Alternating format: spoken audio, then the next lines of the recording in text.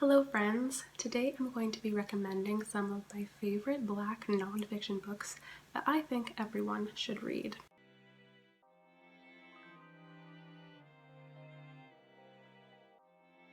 Hello book friends, welcome back to my channel, Tea Critiques, but you can call me Tia.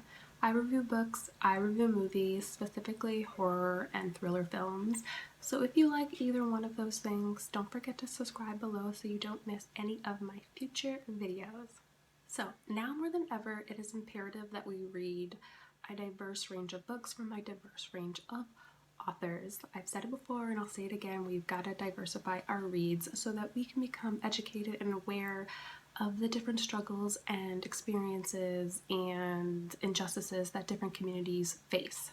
Black Lives Matter, the movement has exploded over the last year, and if you're looking for some Black nonfiction books that kind of speak to the importance of such movements, then I hope these books don't disappoint.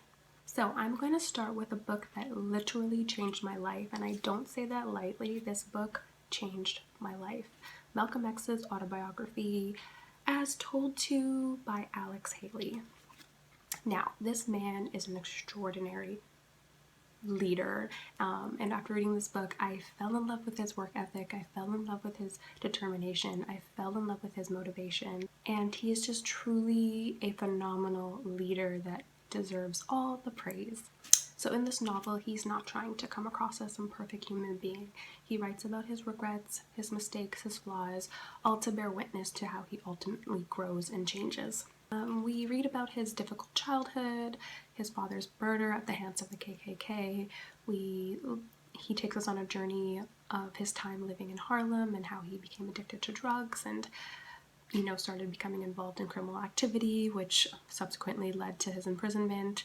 And it's really in prison where he changes and he starts to read a lot and learn about all the injustices and oppression that his Black community has faced, and that's really the catalyst to the leader he becomes. He becomes impassioned and he joins the Nation of Islam, and once he's released from prison, he doesn't waste any time on becoming a hands-on activist, and he makes it his life mission to help the Black community. He's not just some eloquent man that stands at a podium and speaks beautifully and impassions Black people. He was literally hands-on. He went into inner cities and he helped Black people get clean, he helped Black people find work, he helped Black people find community, he educated them on how they can fight back against oppression, and most importantly, he helped Black people recognize and appreciate themselves and recognize their strength and their beauty. Back in the day, the media would label him as a dangerous, violent man, and even in school, when we're taught about him in school, we always learn about Martin Luther King Jr. and Malcolm X, and Martin Luther King Jr. was always narrated as the peaceful activist, and he's narrated as the dangerous, violent one, but Malcolm X was not a violent man, and if you read this novel, you will understand that all he was about was self-defense. He witnessed the death of so many people in his community at the hands of white supremacy, at the hands of the police, at the hands of the KKK, and all he wanted his Black community to do was take up arms in defense. And so he was not a violent man, and so let's just shut that down right here. So after reading this novel, I realized that previously to reading this novel, I did not know anything. And so this novel taught me a lot, and it inspired me to want to know more. And so I just became, impassioned, and I wanted to become more woke and more educated on the oppression that the Black community was facing. And so from this novel, I was inspired. And so when I went to university for creative writing, all of my general elective classes were geared towards Black people. I made sure to take classes in which I would learn about the Black struggle, Black oppression, and Black liberation and resistance. And so I took classes that were specific to that, and I learned a lot about slavery and colonialism and oppression, and about the importance of Black organizing and protesting and resisting, and how Black people have changed the world, literally. And so all of that stemmed from reading this book. So like I said, this is a must read if you want to learn about an important figure who did a lot for the Black community, and you'll also learn about institutionalized and systemic racism, and you'll learn about, oppression at the hands of white supremacy, and you'll learn about Black liberation and resistance. And it's just a very important and informative read, so I definitely recommend it. The next book I'm going to be recommending to you guys is called The Skin We're In by Desmond Cole. Desmond Cole is a Canadian journalist, activist, and writer. So this book is about institutionalized and systemic racism and police brutality in Canada. Canadians should read this book because it is specific to Canada, whereas most nonfiction books about white supremacy and racism is so much more about America, and so this one is specifically about Canada, and non-Canadians should read this book because it unveils and shatters the misconception that Canada is this welcoming and friendly, diverse place. This book is revealing in the truth of Canada's racism and the continued abuse and disregard of Black and Indigenous lives, and also the ever-prevalent police brutality. And it spans over the course of just 1 year, 2017. What I mean by that is Desmond Cole focuses on different cases of police brutality in 2017, and each chapter is a different month where he explores different cases about police brutality, racist immigration laws, and the RCMP's abuse of Indigenous people and their lands. Although he is focused primarily on the year of 2017, he does give his readers a much needed history lesson. He digs into the history of the Black Lives Matter movement, its importance, how it started, and its impact internationally. He digs into the corruption within the Toronto police force, and he also digs into the brutal history between the RCMP and the Indigenous people. So there's a lot in this book surrounding the history of Canada's racism, which then gives context to each of the cases that he explores in the book. A lot of cases that I never heard of before, and so it was very informative and shocked me to my core. So this book is very informative, very educational, and given the rise of the Black Lives Matter movement, it is a book that everyone should read. So much, as I've mentioned, so much of what we learn about and focus on in regards to racism is focused on America because it is so popular and because their racism is very, very overt, and people then believe that racism just doesn't exist in Canada. And reading this book, there's no way that you can read this book and not become aware of how false that statement is, because there is racism in Canada. It is covert, it is overt, and it is very obvious. And so I just think that everyone should read this book. It is a very important book, and I think that a lot of people, especially Canadians, need to be made aware of some of experiences that people of color face while living in Canada. So please pick up this book, and kudos to Desmond Cole for all of the work that he continues to do for Black people and the Black community. The next book I'm going to be recommending to you guys is called Policing Black Lives by Robyn Maynard. Robyn Maynard is a Black feminist writer and grassroots community organizer.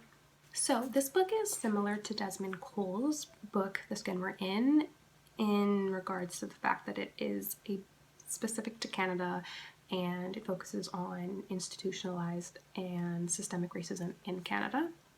But this book is a lot more thorough and exhaustive than Desmond Cole's book, and I'm pretty sure that Desmond Cole actually references this book a few times in his novel.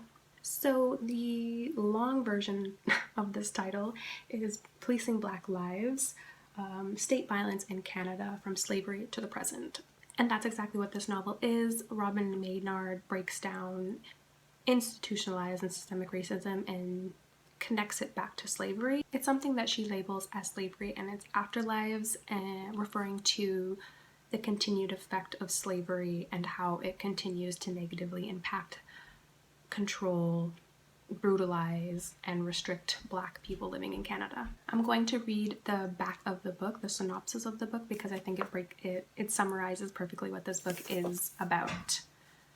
Delving behind Canada's veneer of multiculturalism and tolerance, Robyn Maynard traces the violent realities of anti-Blackness from the slave ships to prisons, classrooms, and beyond, providing readers with the first comprehensive account of nearly 400 years of state-sanctioned surveillance, criminalization, and punishment of Black lives in Canada. Robyn Maynard brilliantly and exhaustively breaks down racial violence and injustice through every faculty of Black life and regarding every institution. So the workforce, the justice system, the police, immigration, social services, child welfare, the prison system, and the school system. She also focuses on how these racist institutions specifically oppress Black people based on their gender, their sexuality, disability, and their birthplace.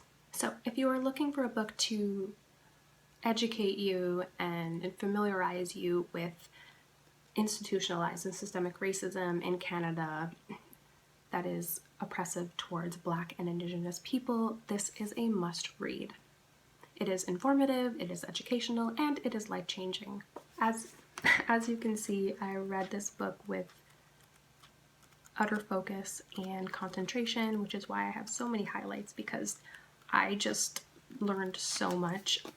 And if you are one of those people who thinks why when they're thinking of Black Lives Matter, this is why. This book will tell you why and answer all your questions surrounding Black Lives Matter and why it is such an important movement. So like I said, this is a must read, and I also want to shout out and thank Robyn Maynard for writing this important and exhaustive book and continuing to advocate and fight for Black lives.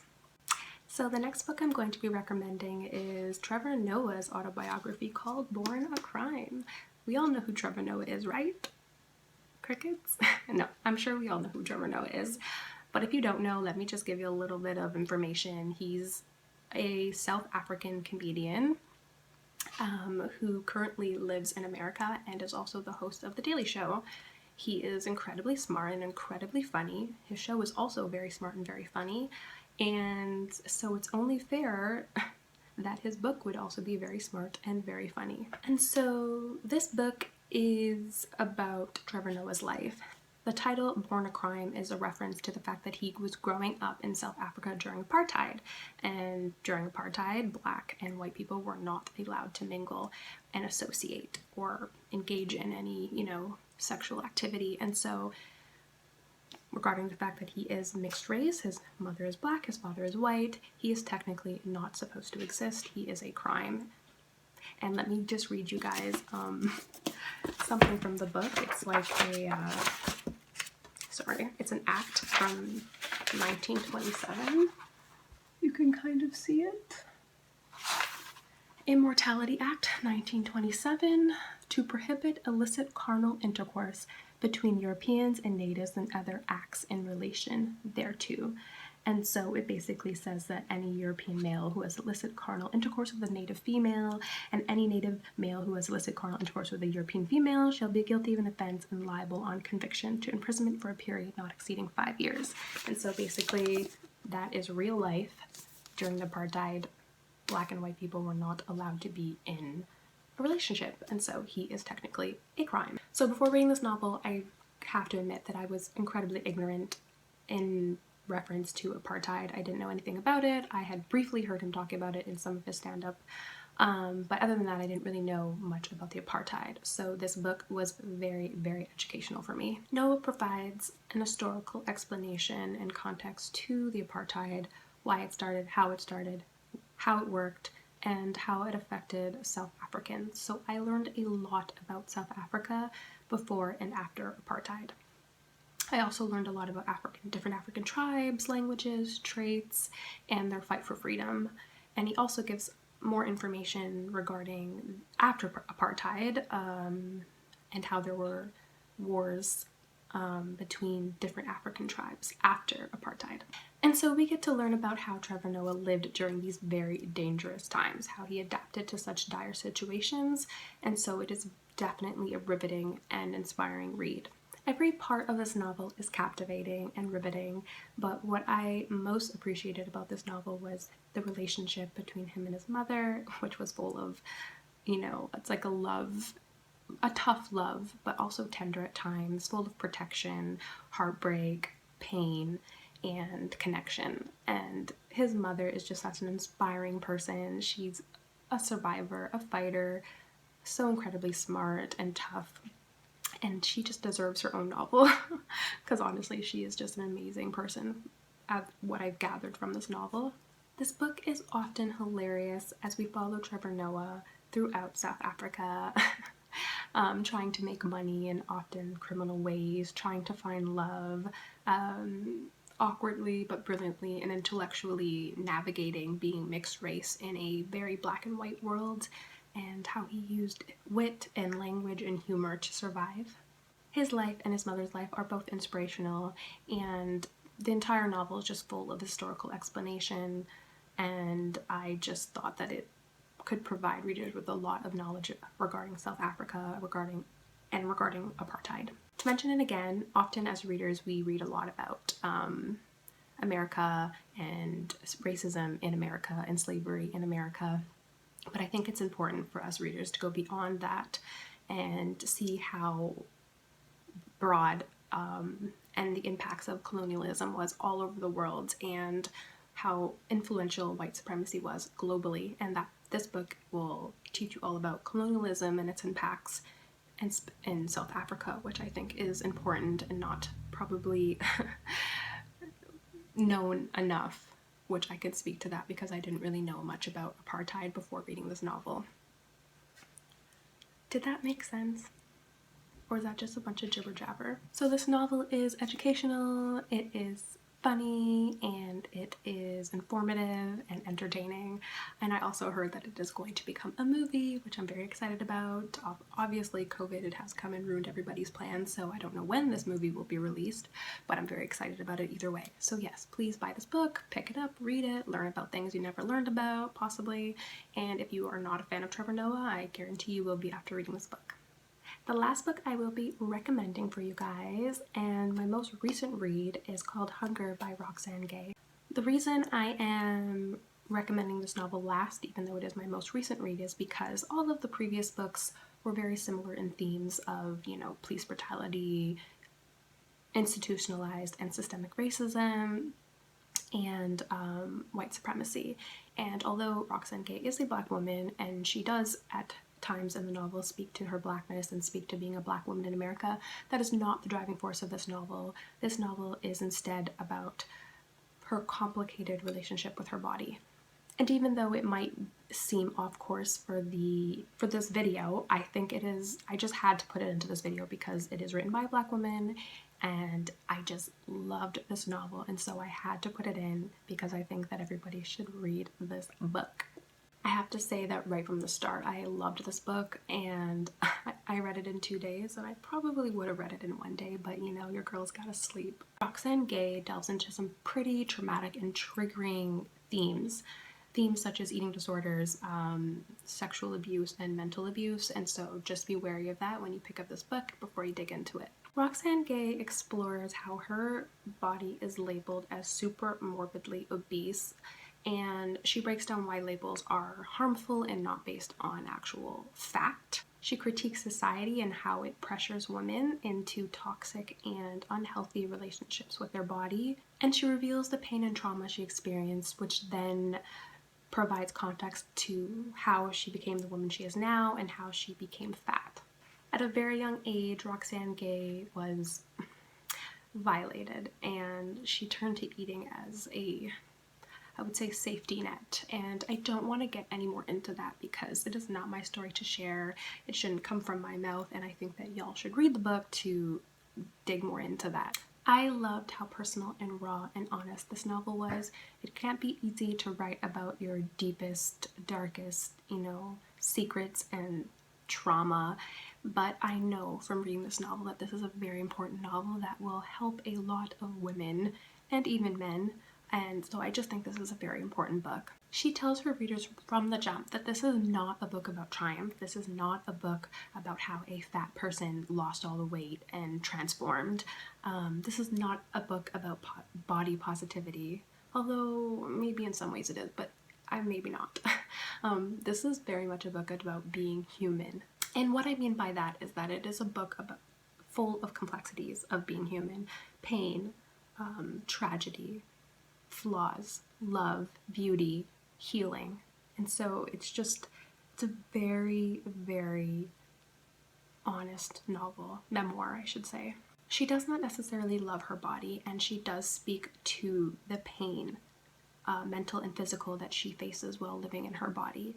And there are a lot of things that we don't think about as a whole, such things as being overly cautious and cautious and self-conscious all the time, and also something like chairs. You know, she talks a lot about chairs and how chairs have arms, and how that gives her bruises on her thighs. And so when she goes to different places, and when she notices that the chair has arms, you know, she knows that she's in for a world of hurt for the rest of the night. And these are just things that, like, I never think about, you know, and so it was really revealing. Also, such things as her Googling the places that she's going to go before she goes, to make sure that it's accessible to her, to make sure that she'll be comfortable. Also, such things as having to buy I don't know if it's 2 plane tickets, but maybe it must be 2 plane tickets, because she has to have 2 seats, you know. These are things that I just never would think about, and so, like I said, it's very informative, and it's very revealing, and it's very honest. She also talks about the looks and comments she receives from strangers and friends, you know, comments that, and family as well, you know, comments that can be helpful but mostly damaging. And she discusses what it's like carrying all this weight and how it can be a burden. And at some point she even says living in her body is like living in a cage.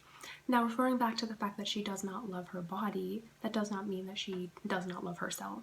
You know, she doesn't have low self-esteem. She does love herself. And that's what I mean about this book being full of complexity, is because, you know, she acknowledges that she's talented. She acknowledges that she's beautiful, and that she's smart, and she's a good baker, and all these things. And so it's not about her confidence. It's just about how she views and lives in her body. She criticizes medical and scientific literature surrounding obesity.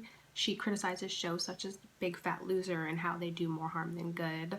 She calls out society for their obsession of women's bodies and how that negatively impacts women. And even though she does not love her body necessarily, you know, she never says fat is unworthy, and she never says fat is ugly. She just speaks about her body in relation to the trauma and abuse she experienced as a child. And she wants to lose weight, and she wants to heal from the trauma. And I think that's a very honorable thing to admit. Like I said, this novel is full of honesty. She opens up about her dieting failures and attempts, about her relationship to going to the gym and personal trainers, and it's kind of funny, and her experiences with cooking and baking. So I think a lot of people, specifically women, will find a connection to this book surrounding, you know, body issues. And in that way, I think it'll be very relatable to a lot of people, but also a lot of people who have been violated, sexually abused in their past. This is also a book that I think a lot of people will connect and relate to. This is also a powerful story about the effects of abuse and how healing is a lifelong journey. And it's also a book about love and finding love for yourself, finding love through your healing. And so, like I said, I just think it's a very important book and everyone should read it. So I commend Roxane Gay for writing this book, for sharing her truth, and I think everyone should read it, like I've already said like 20 times. It is informative and authentic, it is personal and relatable, and it is painful yet inspiring. Alright, book friends, that's it for today. If you have any questions or comments, please comment below. Also, if you have any Black nonfiction books that you want to recommend, put them in the comments below and I will definitely check them out. And yeah, that's it. Until next time, bye.